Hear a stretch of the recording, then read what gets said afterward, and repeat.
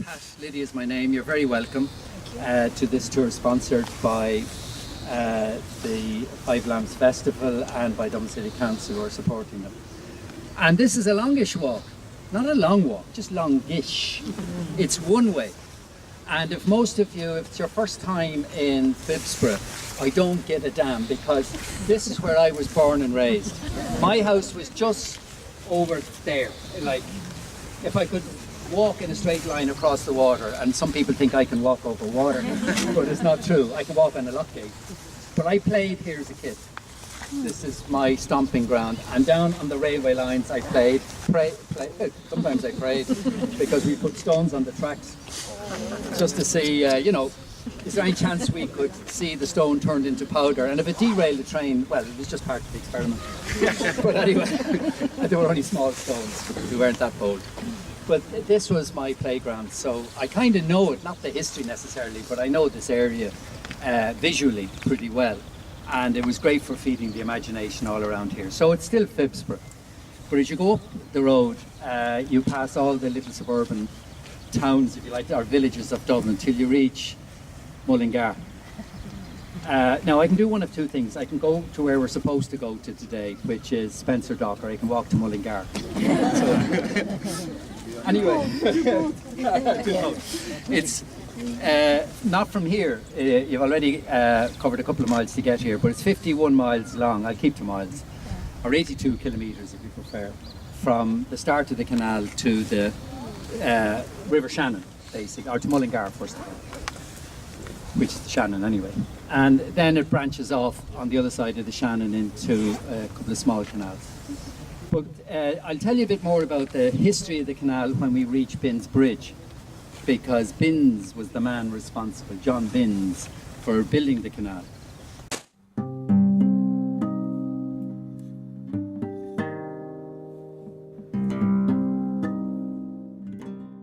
Below the lock gates are the remnants of the old bridge that took the railway down that siding to Ranks Mill beside me here.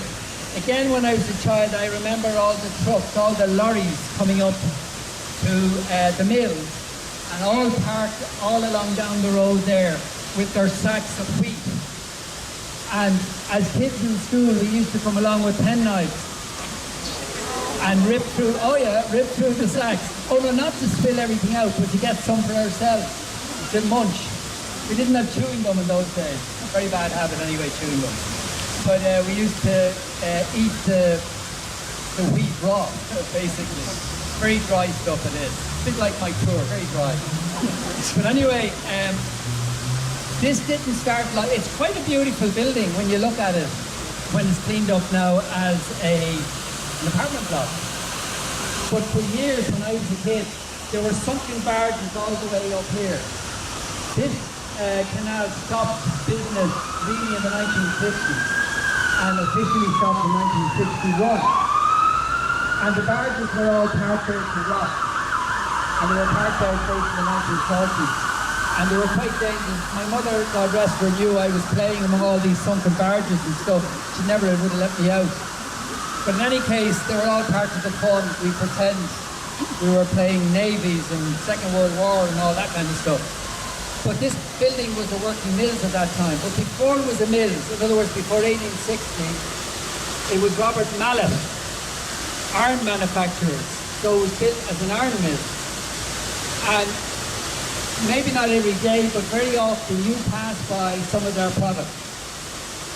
They built the railings around Trinity College, or they made them. They manufactured the railings that stretch from the bottom of Grafton Street and all around Nassau Street. You know those big heavy railings? And they still have on the railings, impressed every so often, says Robert Mallet. And that was Robert Mallet. So I just thought I might mention that. Now, another thing we did as children was to open these lock gates. And they're very easy to open. They're meant to be easy to open. But of course it kind of upsets the apple cart when you open them. And there's a rush of water down. Now, they can be easy to open in one way and hard in another way, because you push against them, the long bit that people here are sitting on, the arm, and it opens against the force of the water. But because that's a long arm. You have the strength to do it. So one or two people could push that lock gate open, and we would. And then the water would all gush down.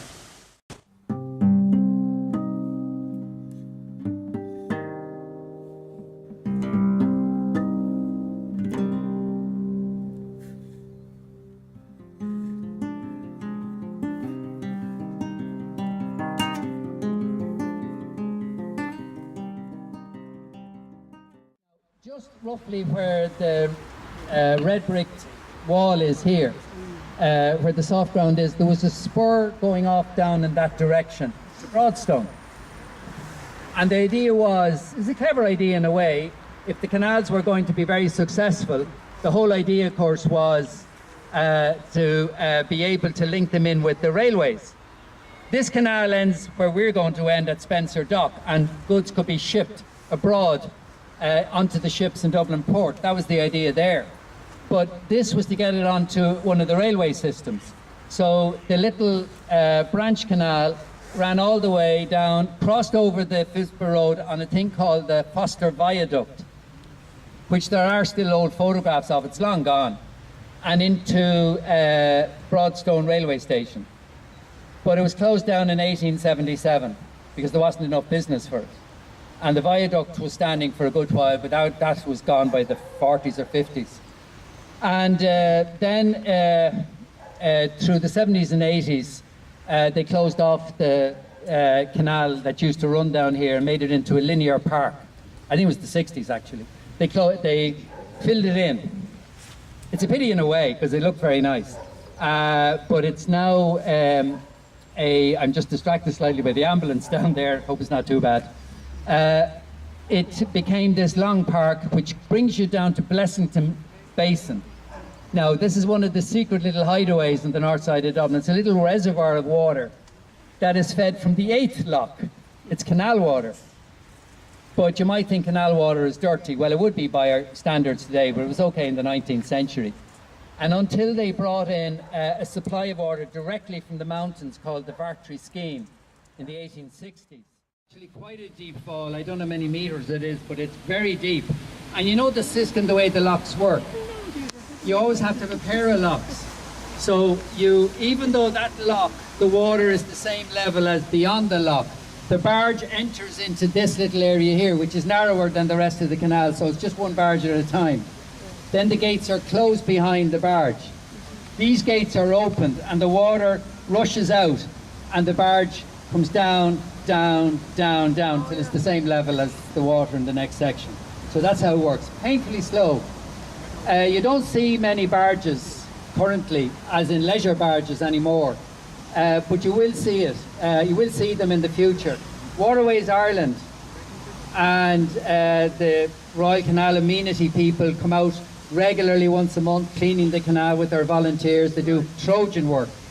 But the whole idea eventually is that after about 3 years ago, 2 years ago, they deepened the canal down this end to allow barges move along. They took away the rubbish of the last 100 years and they deepened the ground. They scored the ground, gouged it out to make it a bit deeper so that barges wouldn't snag on anything. So, and you can see the water is quite clean.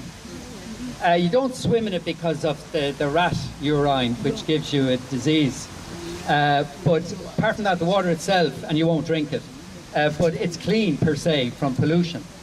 So someday we'll see them going up and down. There are a couple of issues further up the canal, going through certain areas where if you parked overnight, you might be burned out of it.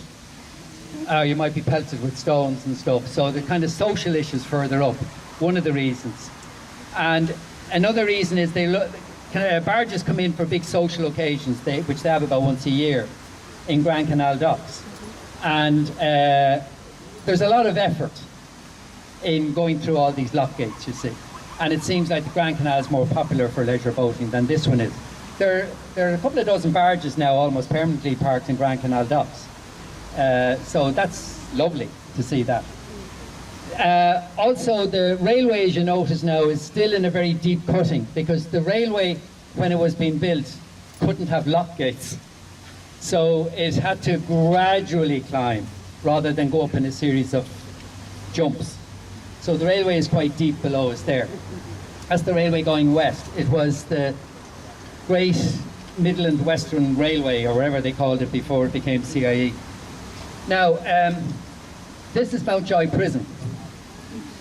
Actually, before I mention it, and I forgot to mention at the time because I couldn't see it, there's a lawn tennis club up at the top there called Charleville. So some of the locals will know this. And Charleville Lawn Tennis Club, which was founded in 1894 and moved there in 1904, was, most of the people in my class were members for the social reasons, not that they played tennis. But they all got their comeuppance. They all got married about 10 years before me. I had 10 years more freedom because I wasn't a member and didn't meet my future wife in a tennis club. They were all married in their 20s, poor fellas. So anyway, that was the Charleville Lawn Tennis Club. And the road running down there is called the Whitworth Road, named after another Lord Lieutenant, the Duke of Whitworth. And you'll see it as you go further down in a moment. It's just behind the trees. There's a grey building. That was the Whitworth Fever Hospital. And older people will remember it was a TB hospital, tuberculosis hospital. And in the summertime you would see people sleeping outdoors under glass houses because it was considered a good cure to sleep in the fresh air. Today the National Council of the Blind have their headquarters there, and they have classes and so on, because there are about 11,000, 12,000 people in Ireland with serious eye deficits. And about 20% of those are totally blind, and they organise a lot of things to help people become more independent. But it used to be the fever hospital. All fever hospitals were built outside the city centre, away from what they used to call the miasma of the city itself, the dirt and the filth and the bad air of the city. Now, meanwhile, back to Mountjoy. Mountjoy Prison was built at the height of the famine, and it wasn't to give work. It was built between 1847 and 1850 as a model prison. That means this was a major step forward in housing prisoners. Each prisoner had his own cell. It was luxurious. Nowadays there's about 4 in a cell, and it's a complete disgrace. You know the way they were going to build a new prison in North County Dublin, Townley, not Townley Hall, Thornton Hall. Townley Hall is another place altogether. Thornton Hall, and they spent 30 million buying the place and another 10 million sort of protecting the place. And now it just grows vegetables for the Department of Justice. It's abandoned. That's it.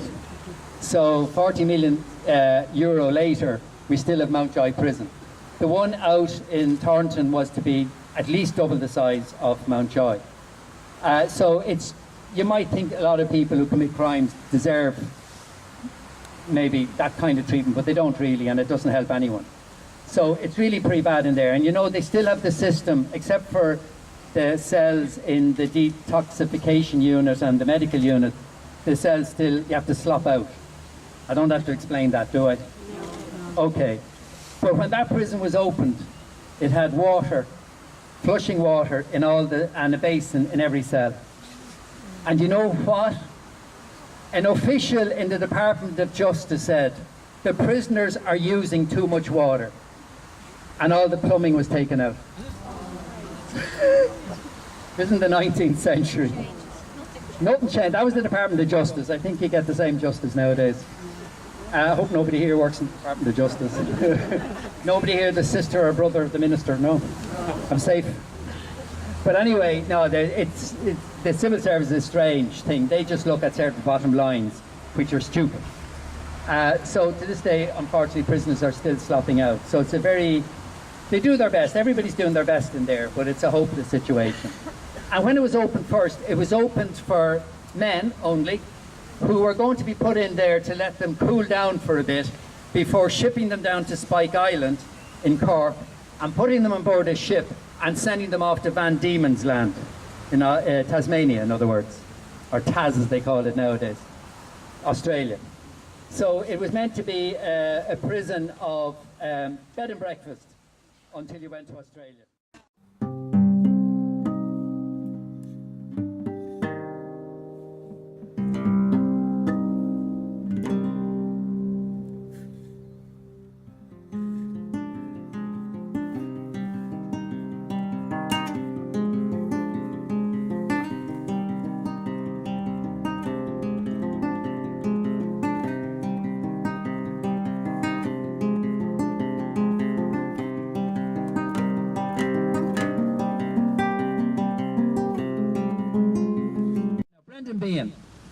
I'm not going to sing it under any circumstance. No, I'm not. I'm going to read it. A hungry feeling came o'er me stealing, and the mice were squealing in me prison cell. And the old triangle went jingle jangle along the banks of the Royal Canal. To start the morning, the screw was bawling, "Get up, you bowsy, and clean up your cell." And the old triangle went jingle jangle along the banks of the Royal Canal. The screw is a warden, prison warden. The screw was peeping, Skinner Mac was sleeping, and he was dreaming of his girl Sal. And the old triangle went jingle jangle along the banks of the Royal Canal. The moon was shining, the sun declining, Skinner Mac was pining in his prison cell. And the old triangle went jingle jangle along the banks of the Royal Canal. In the female prison there lie 70 women, and it's in there with them I'd like to dwell. And the old triangle went jingle jangle all along the banks of the Royal Canal. Composed by Brendan Behan, of course, among many other things, including The Hostage. He composed music as well, yeah.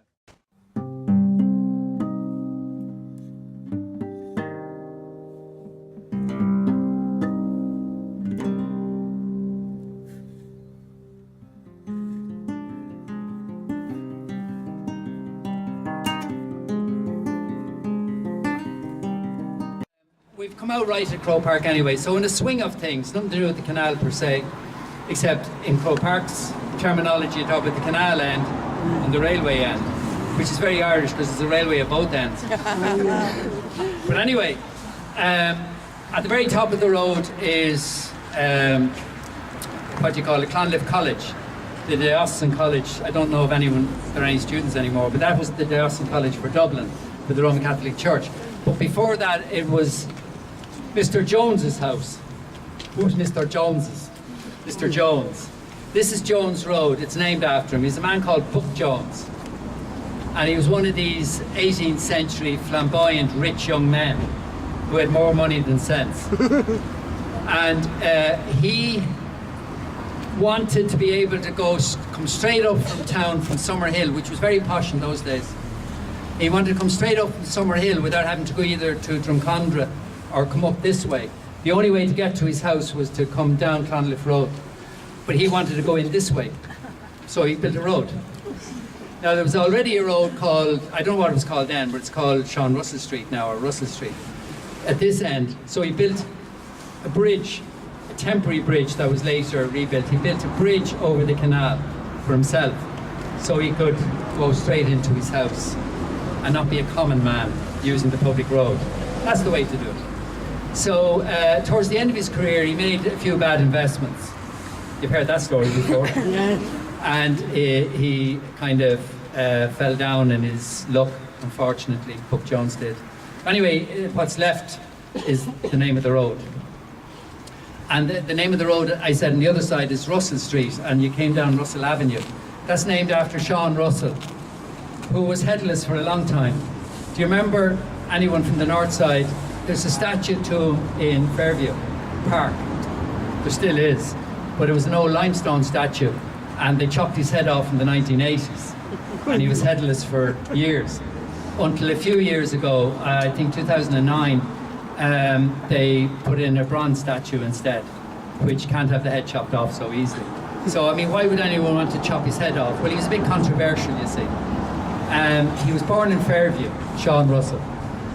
And he was involved with the 1916. He ended up in prison like the rest of them for a short while.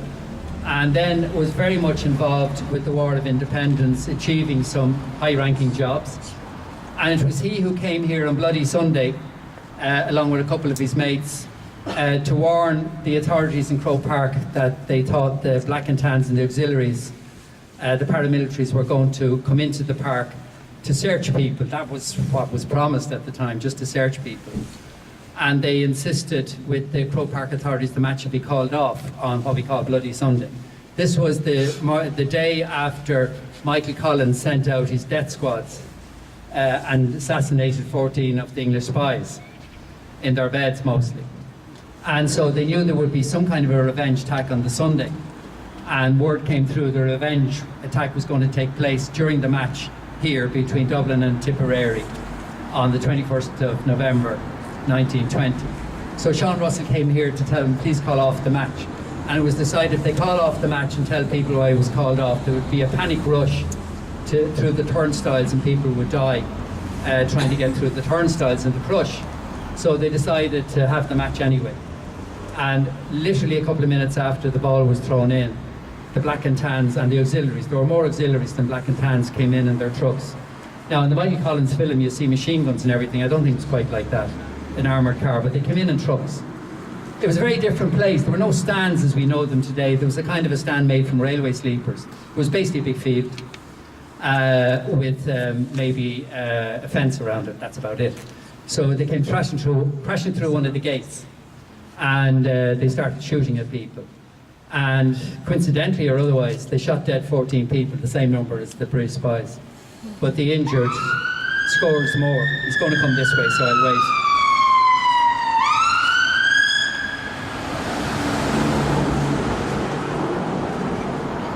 Going to the matter, I'd say, maybe. I don't know. That's the ambulance you're watching this long time. What? That's the ambulance you were watching up in the... Yeah, it could be the same ambulance, I don't know. But anyway,